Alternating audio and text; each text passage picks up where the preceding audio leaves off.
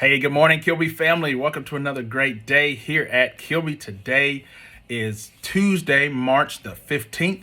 We're so glad that you're here with us this morning for another great day of learning, another great day here at Kilby. We're so excited to jump back into our James and the Giant Peach reading. I hope you had an opportunity to read your chapters last night. You should have read chapters 25 and 26. Those are pages 89 through 97. We hope that you had an opportunity to dive into the story. We are going to do our trivia question this morning. We've got, again, a trivia question for our kindergarten through second graders. And then I've got a question for our third through sixth graders. So if you are a kindergarten through second grade student, here is your question from the reading.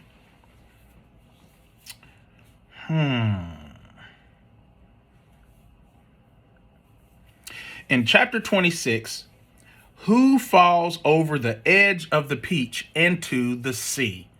In chapter 26, somebody falls over the edge into the sea. Who was that? That's your question. Who falls over the edge of the peach and lands in the sea? If you are a kindergarten through sixth grader, who did that? Who fell off the peach? Okay, that's your question. If you are a third through sixth grader, your question is,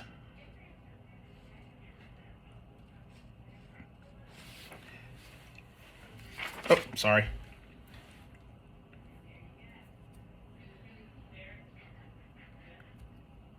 And this is from chapter 25. Miss Spider is not loved. Most people don't like Miss Spider. But she should be loved. She should be loved. Can you tell me why? Why should Miss Spider be loved? Why should everybody love Miss Spider? That's your question. So if you're a third through sixth grader, give me your answer. According to the reading, and you'll have to read down in there, why should Miss Spider be loved by everybody? Why should everybody love Miss Spider? That's your question. Okay? So again, kindergarten through second graders, who falls off the peach and lands in the sea? That's your question. And then if you're a third through sixth grader, tell me, why should everybody love Miss Spider? Why should we love Miss Spider? Somebody tell me that, okay? All right, that does it for our trivia questions for today. Let's see what I have here. What do I have here?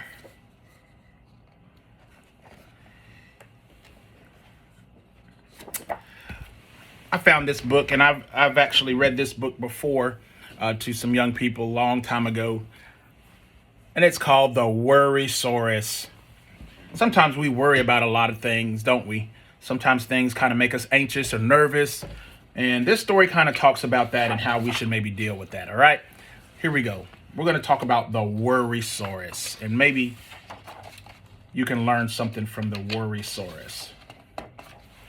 On a hot and sunny morning, under lovely, clear blue skies, a little Worrysaurus was opening his eyes. He brushed his tiny, pointy teeth, then washed his top and tail.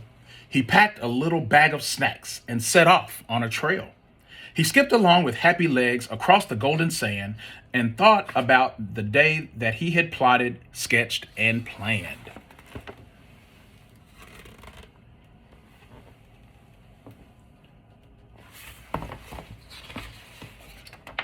A lovely, yummy picnic, a delicious summer spread. Worrysaurus liked it when he knew what lay ahead. In other words, when he could plan something out, he never worried. But he hadn't gotten far, you see. It hadn't been that long before his busy head dreamed up some things that might go wrong. Had he made enough to eat and brought enough to drink? This Worrysaurus often was a one to overthink.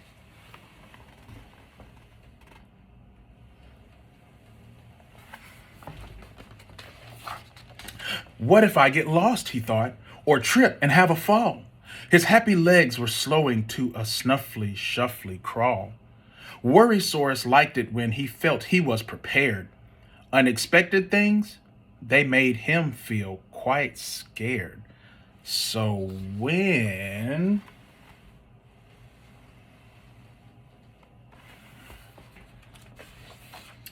suddenly from nowhere, a lizard skirted by, shouting in a squeaky yelp and pointing to the sky.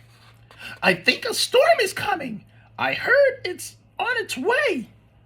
Well, that really put a cloud above his Worrysaurus day. Oh no. Oh no.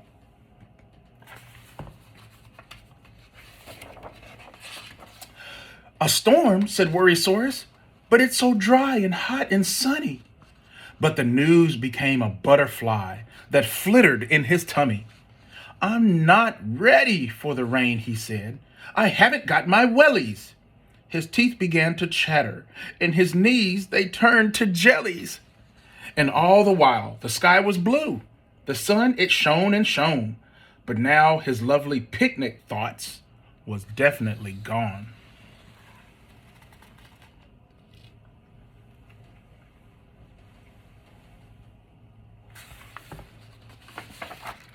Should he find a cave to shelter or run and hide back home and hide? His little worry butterfly grew very strong inside. But then he thought of something that his mommy liked to say. Oh, my little Worrysaurus, chase that butterfly away. Don't you worry now, my lovely. You must try not to fret. If it's not a happy ending, then it hasn't ended yet.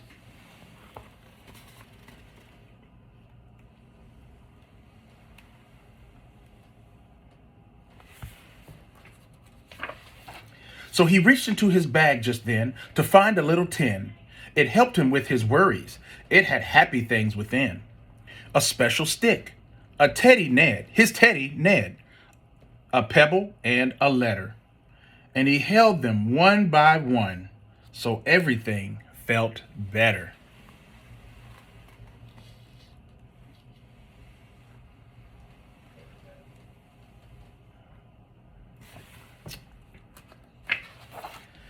Then he put away his tin and all his worries in his head, freed his little butterfly for happy thoughts instead. I'll stand up tall.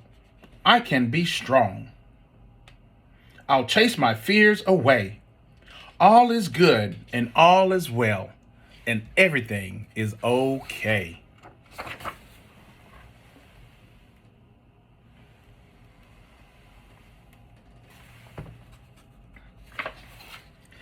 And with those little wordlings, he calmed his busy brain. Since when the sun is shining, why worry it will rain? So he shared his little picnic with the lizard in the sun, and they laughed at all their worrying and really had some fun. Since when you're in the moment, there's no need to run and hide. And then the only butterflies will be the ones outside.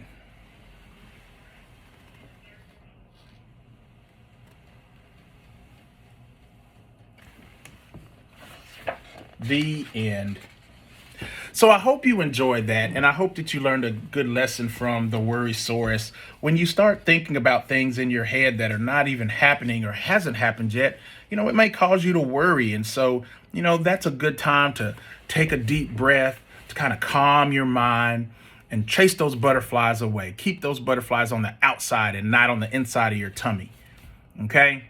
So I hope that you enjoyed that book, The Worrysaurus. And again, it can be found right here in our Leo Lab. We're going to pause right now for a brief moment of silence, and then we will have our pledge.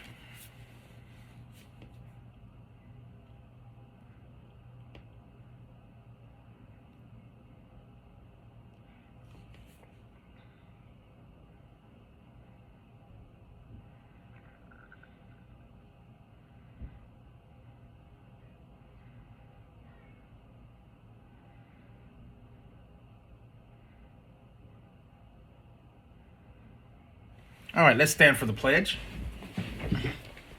Thank you for standing. Attend. Salute and pledge.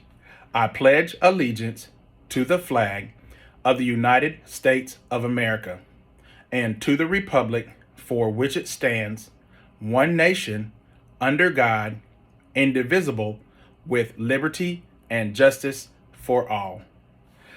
Thank you, teachers and students. You may be seated. Hey, listen, I hope you have a fantastic day today.